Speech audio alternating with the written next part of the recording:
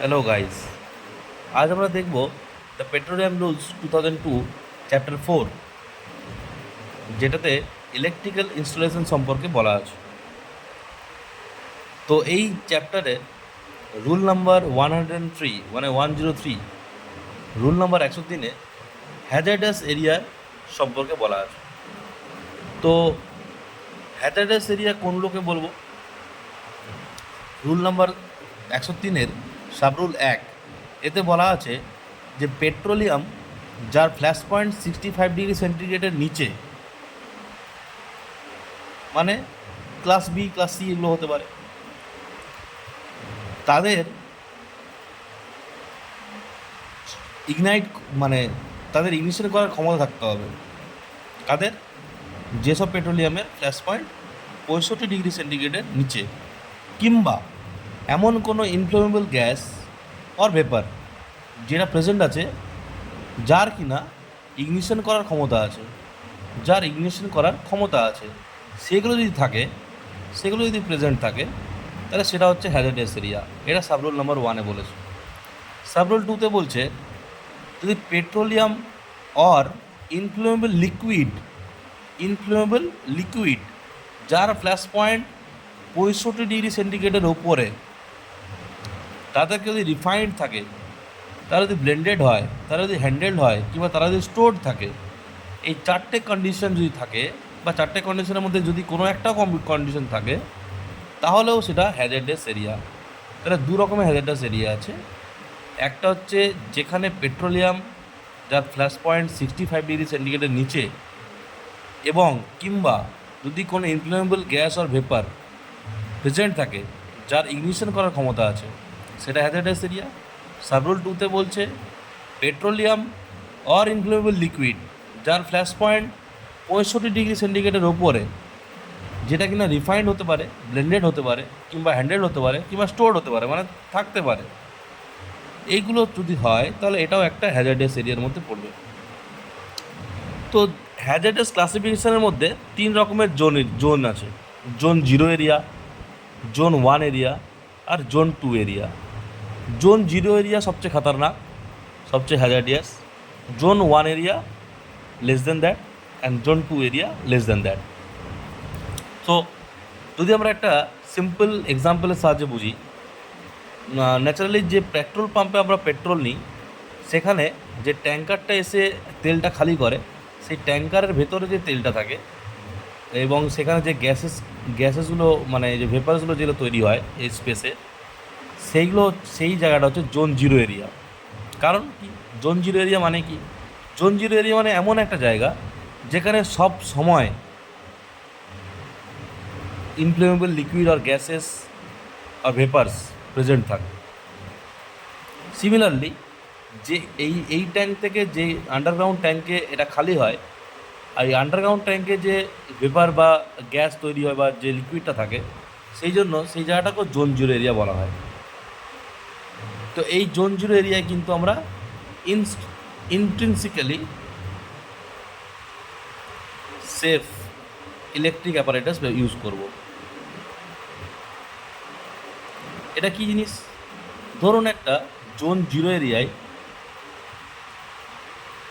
কোনো একটা বাজার আছে, যেটা ইলেকট্রিক্যালি পাওয়ার সাপ্লাই নন হ্যাজার্ডাস এরিয়া থেকে হচ্ছে,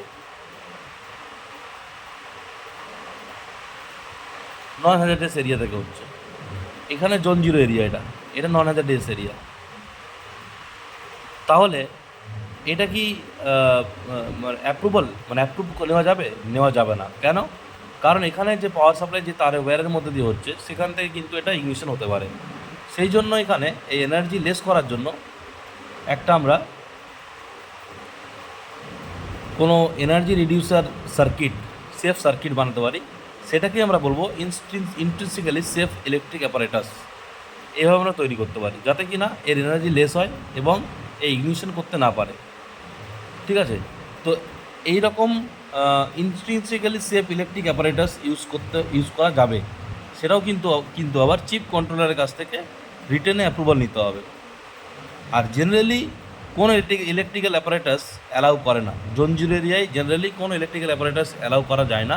তবুও যদি একটা এক্সেপশন আছে, সেই এক্সেপশনটাই বলা হলো ইন্ট্রিনসিক্যালি সেফ ইলেকট্রিক অ্যাপারেটাস ইউজ করা যেতে পারে, তাও সেটাও কিন্তু চিফ কন্ট্রোলারের কাছ থেকে অ্যাপ্রুভাল নিতে হবে রিটেনে। ওকে, এটা হচ্ছে জোন 0 এরিয়া।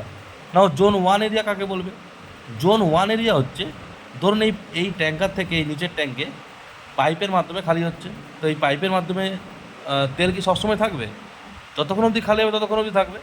মানে নর্মাল অপারেটিং কন্ডিশনে যদি কোনো লিকুইড বা ভেপার বা গ্যাস উৎপন্ন হয়, তখন সেই জায়গাটা বলবে জোন 1 এরিয়া।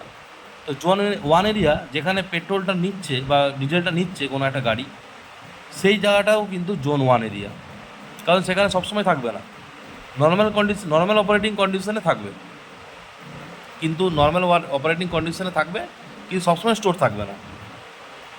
ওকে, তো এই জোন 1 এরিয়ায় আমরা ইনস্টিনসিক্যালি সেফ ইলেকট্রিক অ্যাপারেটাস তো ইউজ করতেই পারবো, কারণ এটা জোন 0 এরিয়ার জন্য যেহেতু প্রযোজ্য, তো জোন 1 এরিয়ার জন্য প্রযোজ্য হবে অবশ্যই। এছাড়াও আমরা ফ্লেম প্রুফ অ্যাপারেটাস ইউজ করতে পারি, সেটাও কিন্তু আবার চিফ কন্ট্রোলের কাছ থেকে অ্যাপ্রুভাল নিতে হবে। আর আমরা সেফটি মেজার্স কি দেখবো এখানে? জোন ওয়ান এরিয়ায় ইলেকট্রিক অ্যাপারেটাসের ক্ষেত্রে সেফটি মেজার্স দেখতে হবে, যদি সেটা কোনো রকমভাবে পার্জিং ফেলিওর হয় বা প্রেসারাইজিং ফেলিওর হয়, তাহলে সেটা যেন ইলেকট্রিক সাপ্লাই থেকে অটোমেটিক কাট অফ হয়ে যায়, জোন 1 এরিয়ার কথা বলছি। এবং একটা ওয়ার্নিং অটোমেটিক্যালি জেনারেট হবে, যেটা কিনা মানে তৎক্ষণাৎ মানে বাজবে, অ্যালার্মিং কিছু একটা হবে, ঠিক আছে, অ্যালার্মিং কিছু একটা হবে। তো এইসব এরিয়াকে বলবে জোন 1 এরিয়া। আর জোন 2 এরিয়া কোনটা বলবে? মানে জোন 2 এরিয়ার ডেফিনেশনটা হচ্ছে সেরকম এরিয়া যেখানে সবসময় নর্মাল অপারেটিং কন্ডিশনে থাকবে না। মানে ধরুন কোনো ট্যাঙ্ক থেকে লিকেজ হলো বা কোনো র্যাপচার হলো, কোনো ফেলিওর হলো, তখন সেখান থেকে লিক করলো, তখন সেটা অ্যাটমসফিয়ারে যাবে, সারাউন্ডিং অ্যাটমসফিয়ারে। সেই সারাউন্ডিং অ্যাটমসফিয়ারটা হচ্ছে জোন 2 এরিয়া। যেমন ধরুন এই পাইপলাইনের মাধ্যমে কোনো একটা লিকুইড বা ভেপার যাচ্ছে, ইনফ্লামেবল লিকুইড বা ভেপার বা গ্যাস, তো এই ফ্ল্যাঞ্জ থেকে লিকেজ হলো, এই ফ্ল্যাঞ্জ থেকে যখন লিকেজ হবে তখন এই যে সারাউন্ডিং এরিয়াটা, সেটা হবে জোন 2। তো এই জোন 2 এরিয়ায় কোন ইলেকট্রিক অ্যাপারেটাস ইউজ করব? নন স্পার্কিং, আর অবশ্যই সেটা চিফ কন্ট্রোলারের কাছ থেকে অ্যাপ্রুভাল নিতে হবে। অ্যান্ড যেটা জোন 1-এর জন্য আর জোন 0-এর জন্য ছিল, সেটাও আমরা ইউজ করতে পারবো, কারণ zone 0 and zone 1 more risky than this zone 2 area.